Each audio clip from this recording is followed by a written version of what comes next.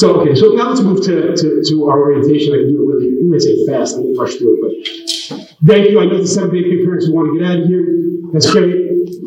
So I'll start with the beginning. I talked a little bit about the philosophy, okay, that it's a little harder for them now because they're going from that one teacher to 5, 6, 7, 8 teachers. They're going from very, controlled activities to where they're going to want more freedom activities. So having that knowledge, that communication is so important. Last night was perfect example. I wouldn't leave. Had a parent sitting out there, their 8th grade daughter, we couldn't find her. I've never lost a kid. 37 years. Well, at least not not more than 15 minutes. So I won't leave. She says, "Go home. I know she's on campus. She's waiting for the older brother who's in high school." I said, "No, I'm not leaving until I know where this kid is." So I go every classroom. I go to the gym. Oh yeah, she was there a little while ago. Some boys sitting there. Finally, I found that she was playing tennis. And Mom said, "Oh, Dad said she didn't have tennis today." But and her cell phone, of course, was dead. Because when we want to get them, it's dead. When they want to talk to each other, it's perfectly charged. So, but again, the kids have a lot more freedom to do those things. We have come Friday afternoons, a lot of kids stay for the high school basketball game. It's awesome. But then they all go together and walk to Starbucks. I tell them, listen, you better have your parents' permission. And if I'm not going to say no, it's not mine. They're dismissed from school. We don't put them anymore into your car. At 11 and 12 years old, they need to know, I don't get into this stranger's car. But they need to know that. You need to communicate with them what's going to happen. So, everything's kind of, again, becomes much more individualized. So, you come in, drop off even. Come in at the West Gates like you do in the morning, drive around, you come into this parking lot that's kind of behind the baseball field, you loop around, you get out. Then they come out, they come right in that door that's actually behind us, they come through here, or they come and hang out. We open the middle school at 7 a.m. Classes don't start till 8 a.m. You know why? They want to come and hang out with their friends. Gaga, he's joking around here, he's being Gaga. Kids are playing Gaga in the morning outside in the back. Kids are just sitting and talking to their friends. That's fine with me. We do have the gaming contingency. I tell the kids, hey, before school, this is our rule. You're not breaking the rule. But if I also get reports that you're not turning your homework, I'm going to let your parents know, hey, you're playing video games before and after school, not turning your homework. That's the guilt I lay on. So they go and they come in 8 o'clock. They need to be in their classroom at 8 o'clock. That's when the bell rings, that's when it starts. It's not show up at 8 o'clock. If your child is consistently late in the morning, you get a phone call from me. And the phone call from me is very simple. I ask you a question. Is it you or them? If it's you, I say, sorry, your child needs to be here because we always start with academic classes in the morning. So they need to be here. You need to figure a way to do that. If it's them, if they do it 3 times, I'll give them detention and that'll help you. So we'll work together. But again, high school can do it differently because a lot of them drive. So it's their responsibility. But I don't have any middle schoolers driving yet. So we haven't kept anybody back that long. So they come in 8 o'clock. So here, their daily classes, we have what we call the 5 core classes. Math, science, English, history, and Spanish. 4 times a week, 45 minutes a day. They don't move in, they move at the same time as you heard the bells, but they don't move in blocks. So in other words, they may have English with these 12 kids, history, then they become a different group of kids, or then one kid may be in 3 of their classes, one kid may be in 1 class, one kid may be in no class. Please don't send me a request saying, please put them with. It's not happening. Okay, I'm sorry, it's not being mean. It's too hard. It's not what we want either. There's 60 kids. Right now, there may be a few more. Don't worry about that. The class sizes can only get smaller, not bigger. In the classroom, we do that. So, but they will. They go, and it's important because you want them to get to know different. The more kids they know, it's middle school, it's social. The kid, what happens in middle school all the time, and by the way, most of the time, I hate to say this, it hurts the parent more than the kid. They come to my office. My kid's been friends with this kid, and now they won't hang out with them. Yeah, because one of them has hit puberty and wants to hang out with some girls, and the other one still wants to play with toy trucks, and that's okay. That doesn't mean either one is bad. It's called growing up. So, you know what? The more you try to force those relationships, the further they grow apart. And guess what? So many of those kids come back together in high school when the maturity hits, for when they get back to kind of more the even play. So please don't worry about it. It's one of my favorite quotes in a book that I have in my office is, my middle school years were harder on my parents than they were on me. And it's so true. Again, you say, oh, look, it's a sunny day. When they're in seventh grade, they're going to go, no, there's a cloud. They're always looking for the negative. I see parents who have had the age group, where you have, know what I'm talking about. So during the day, they have those 5 core classes 4 times a week. In 6th grade, we started something, COVID, we all talk about how bad everything is with COVID. We had some good things come out of COVID. We learned some things mostly from our students, Mr. Gregerson. Just really quickly before you move on to it, you also might want to mention that just like we can't put kids together who are friends, we're not going to be able to separate kids either.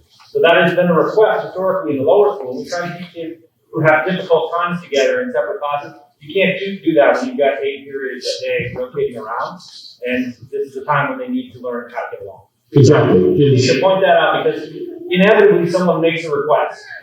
These kids are oil and water. They don't get along very well. Well, we don't have much of a choice at this point. You can't separate them the way you can in lower school. So, A, we don't have a choice, and I appreciate that. Thank you. And B, we don't have a choice, and B, guess what?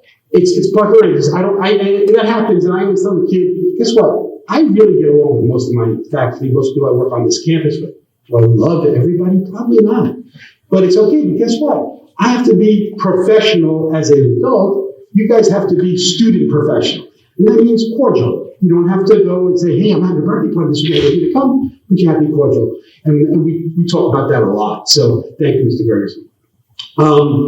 So again, 5 core classes. So the rest of their day is, so I say COVID. So we used to have 6th graders come up and choose an elective like we did in 7th grade. And during COVID, we couldn't do that because we were keeping kids in cohorts. So we had them all going to in their groups, and the kids told us we like that. And not that they stay in the same group all day, but that we forced them to take electives they wouldn't have taken.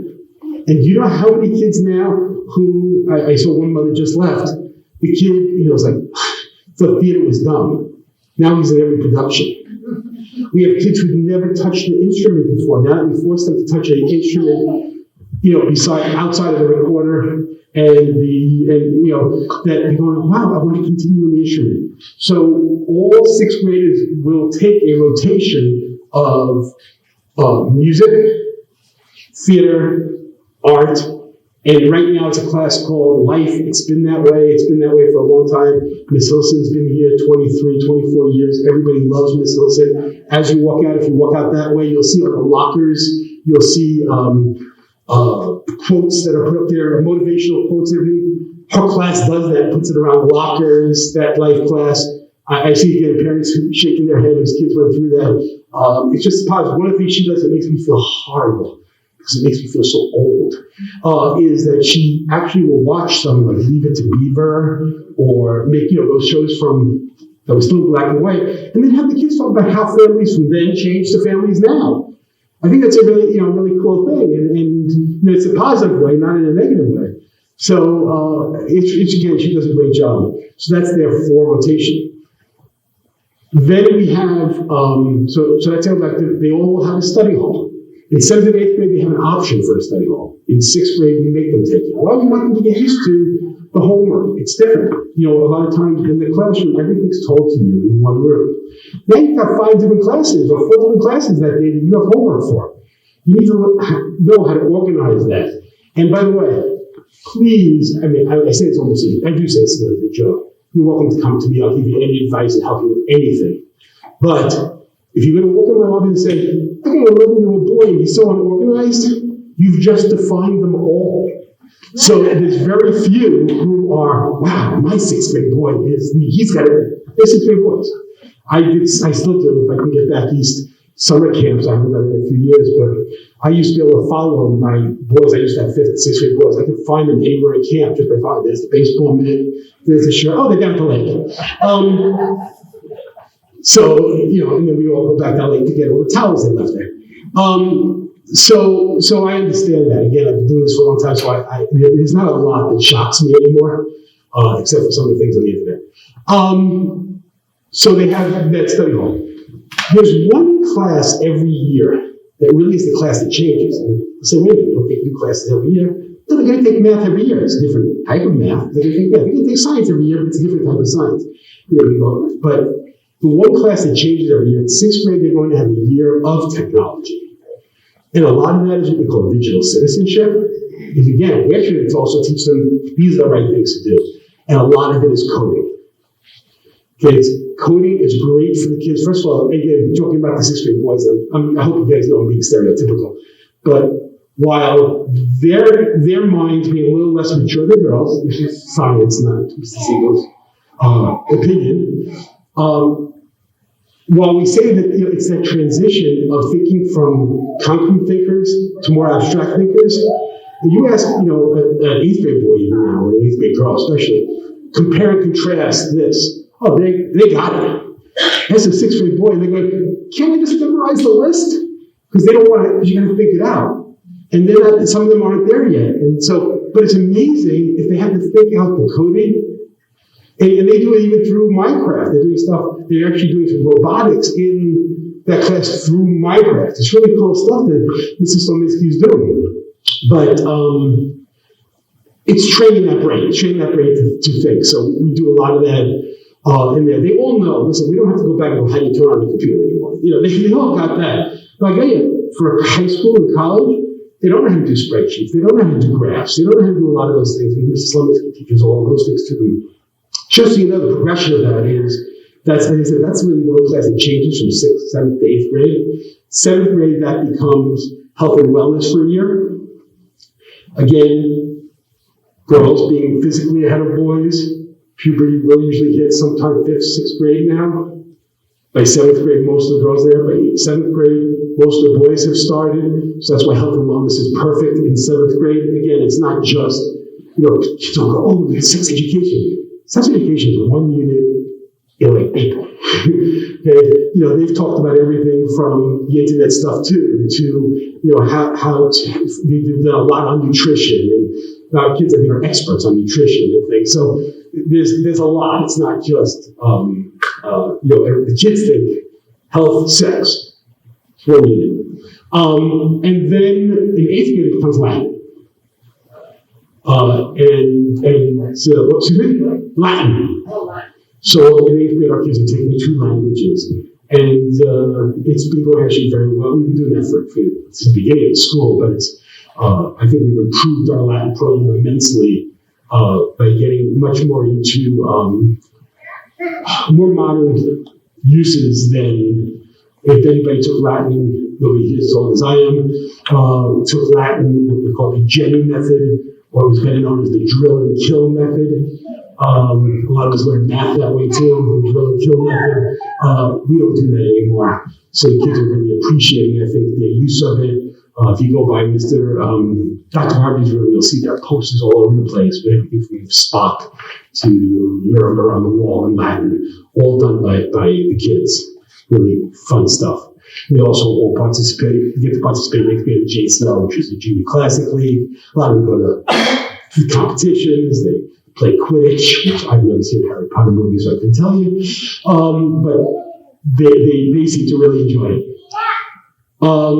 And then, of course, we have physical education. Our PE athletic program, and again, this is one of the biggest changes. While you have MAPS in lower school, and I know MAPS now has increased to having some teams, in middle school, at 2:30, 4 days a week, our academic day ends, not our school day, because physical education athletics is part of our school day, mostly.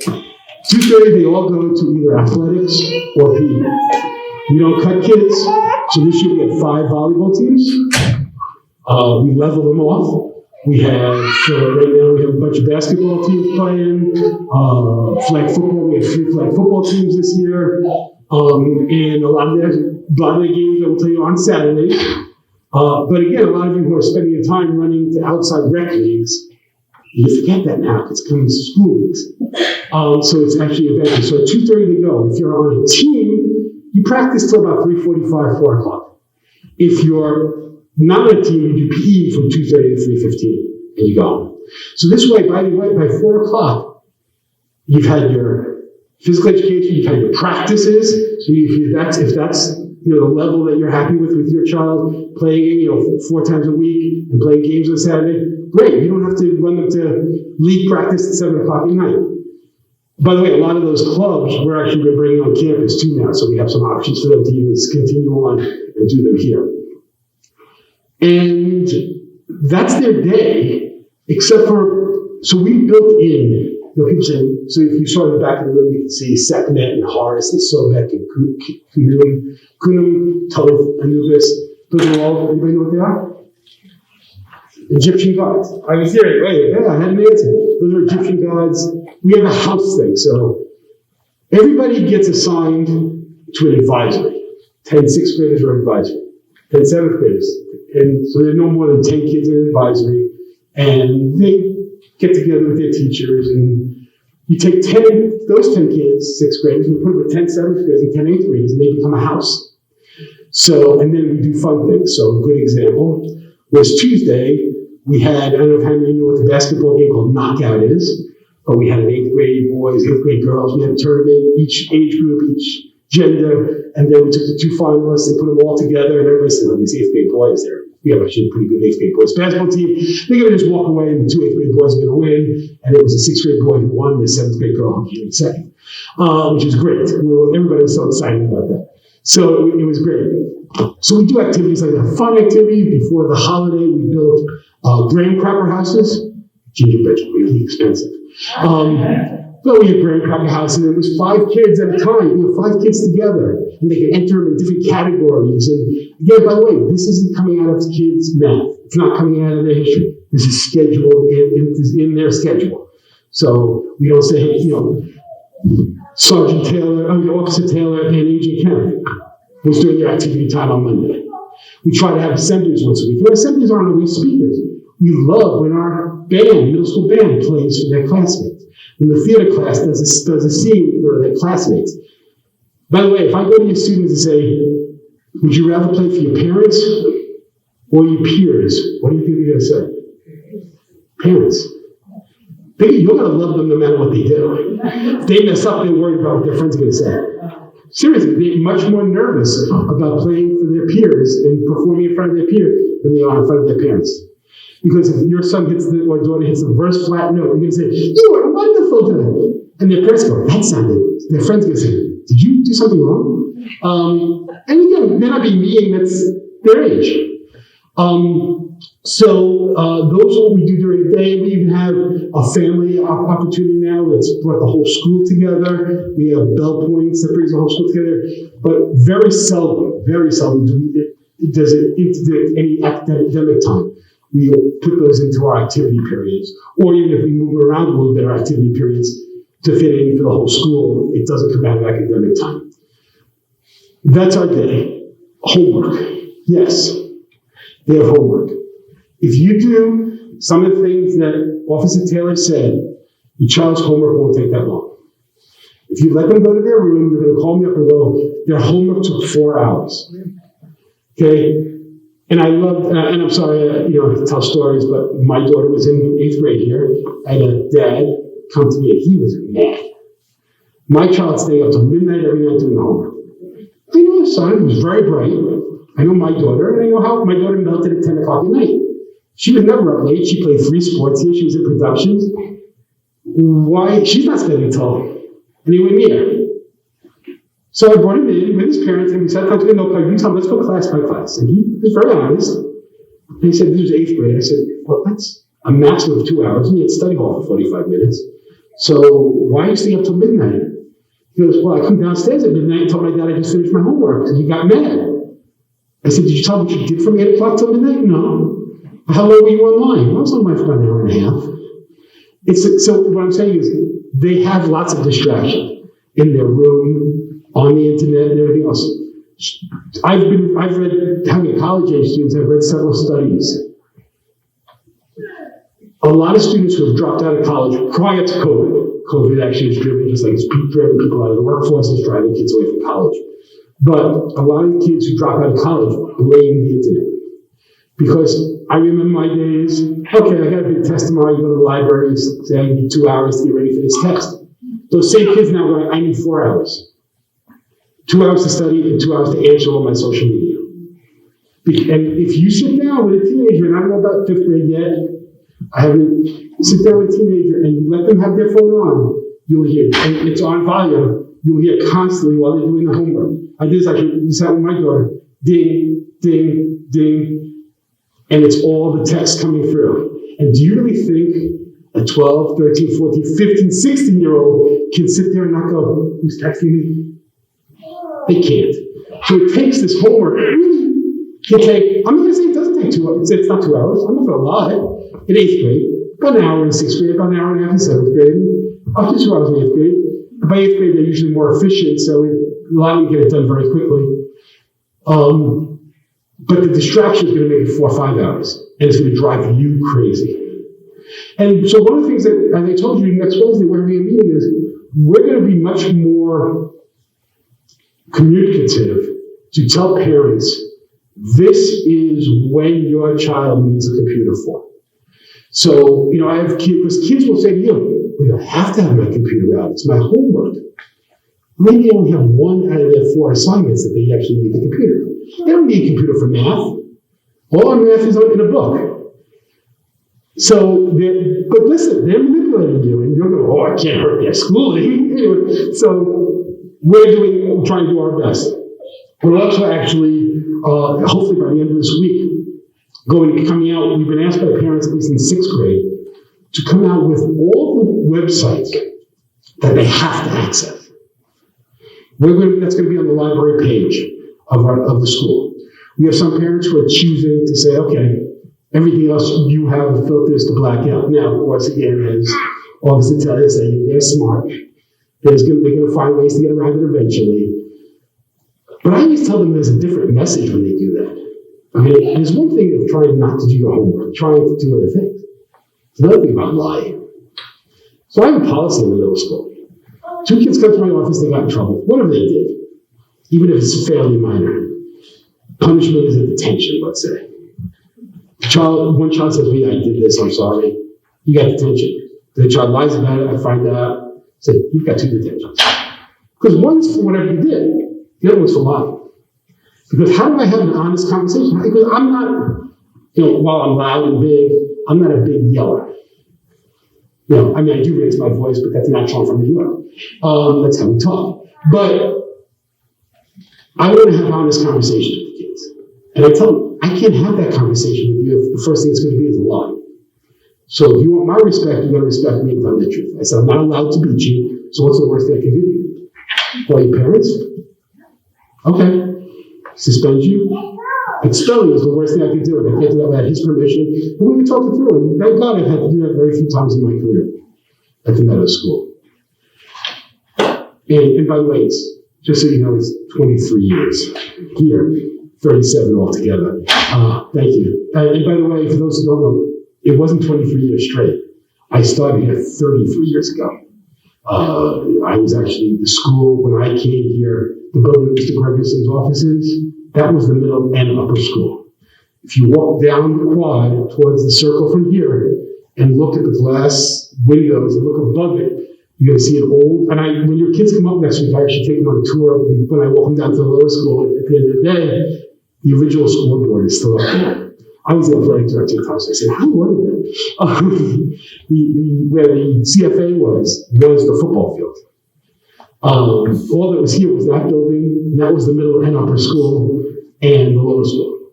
And then up in the athletic area was one building that had my office, 2 locker rooms, and a storage room, and a basketball court outside behind it.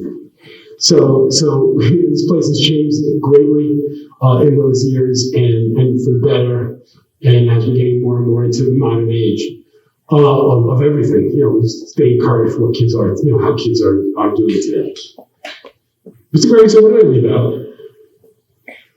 I don't think you left anything else. Any parents who There's hear no uniform change now. no uniform change, I'm sorry.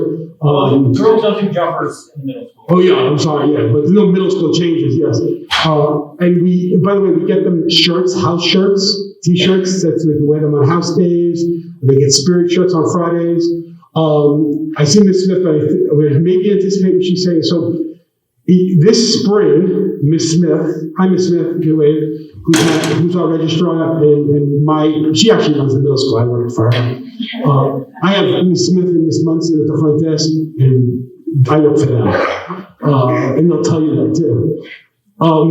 They're wonderful. They'll answer all your questions.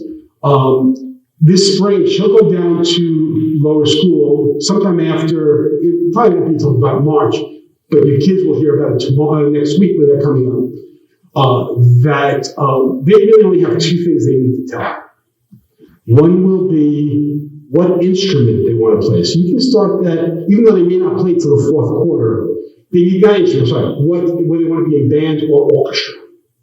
And if over the summer they went to a camp, they go, you know what, I have to play an instrument, or I got to try something, I want to switch it before, no problem. It's not like, that's an easy thing for you to switch, because it doesn't really change their schedule at all.